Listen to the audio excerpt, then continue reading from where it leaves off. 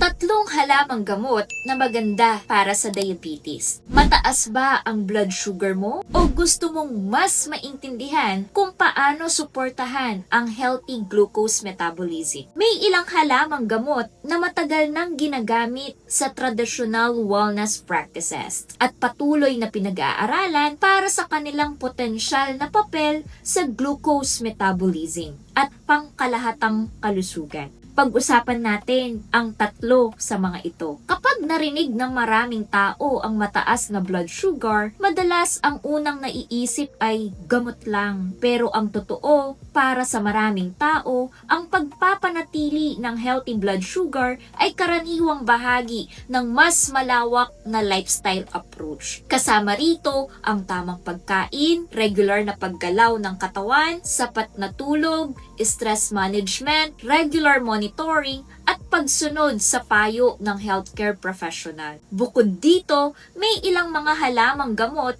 na matagal nang ginagamit sa iba't ibang tradisyon at patuloy na pinag-aaralan para sa kanilang potensyal na papel sa metabolic wellness. Kapag napapabayaan ng healthy lifestyle habits, maaaring maging mas mahirap mapanatili ang normal na blood sugar levels. Mahalagang tandaan na ang diabetes at iba pang mga blood sugar disorders ay seryosong kondisyon na nangangailangan ng wastong diagnosis, monitoring at paggamot sa ilalim ng gabay ng healthcare professional. Para sa maraming tao, mahalagang bahagi ang kanilang treatment plan ang mga iniresetang gamot. Kasabay nito, kadalasang inirerekomenda rin ang tamang pagkain, regular na ehersisyo, sapat na tulog, at iba pang healthy lifestyle practices. Marahil may kakilala ka o baka ikaw mismo na gustong mas maging maingat sa pagkain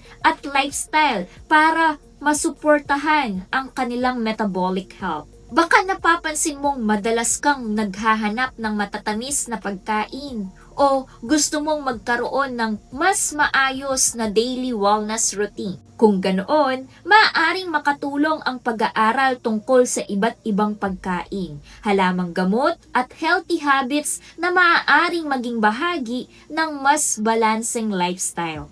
Narito ang tatlong halamang gamot na madalas pag-usapan pagdating sa metabolic wellness. Una, cinnamon. Ang cinnamon ay isang kilalang spice na ginagamit sa iba't ibang pagkain at inumin sa buong mundo. May mga pag-aaral na nagsusuri sa cinnamon para sa potensyal nitong papel sa healthy glucose metabolism. Gayunpaman, kailangan pa rin ng mas maraming pananaliksik upang mas malinaw na maunawaan ang mga epekto nito. Kaya naman, nananatili itong isang ingredient na pinag-aaralan sa larangan ng nutrisyon at wellness. Pangalawa, banaba. Ang banaba ay isang halamang matagal nang ginagamit sa traditional wellness practices sa Pilipinas at iba pang bahagi ng Asia. Naglalaman ito ng mga natural na compounds tulad ng corosolic acid. Kaya patuloy itong pinag-aaralan para sa potensyal nitong papel sa glucose metabolism at metabolic wellness. Pangatlo, Gymnema sylvestre.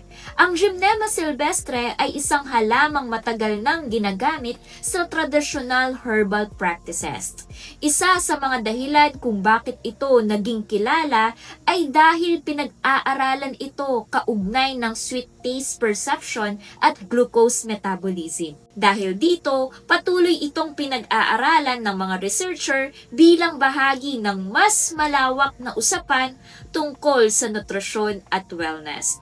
Kung gusto mong suportahan ang iyong pangkalahatang metabolic health, magsimula sa mga pangunahing bagay. Pumili ng mas balanseng pagkain. Limitahan ang sobrang matatamis na inumin at highly processed foods. Magkaroon ng regular na physical activity ayon sa kaya ng iyong katawan. Unahin ang sapat na tulog at stress management. Kung interesado ka naman sa mga halamang gamot gaya ng cinnamon, banaba o Gymnema sylvestre, mahalagang makipag-usap muna sa doktor o ibang kwalipikadong healthcare professional upang malaman kung naaangkop ang mga ito para sa iyo. May mga supplement products na naglalaman ng mga ingredient na ito.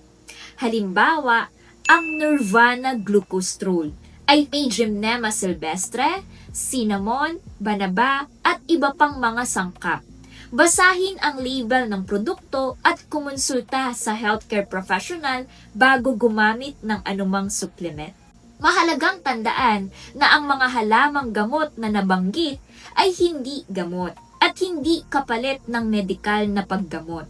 Hindi rin sila dapat gamitin bilang pamalit sa anumang gamot na inireseta ng doktor. Para sa mga taong may diabetes o iba pang kondisyon, mahalagang sundin ang treatment plan na ibinigay ng healthcare professional. May kakilala ka bang interesado sa healthy lifestyle at metabolic wellness? I-share mo ang video na ito para mas marami pang matuto tungkol sa mga halamang gamot na patuloy na pinag-aaralan sa larangan ng nutrisyon at wellness. Naghahanap ka ba ng natural na paraan para alagaan ang kalusugan? Join our free online health seminar. Click the button below to register.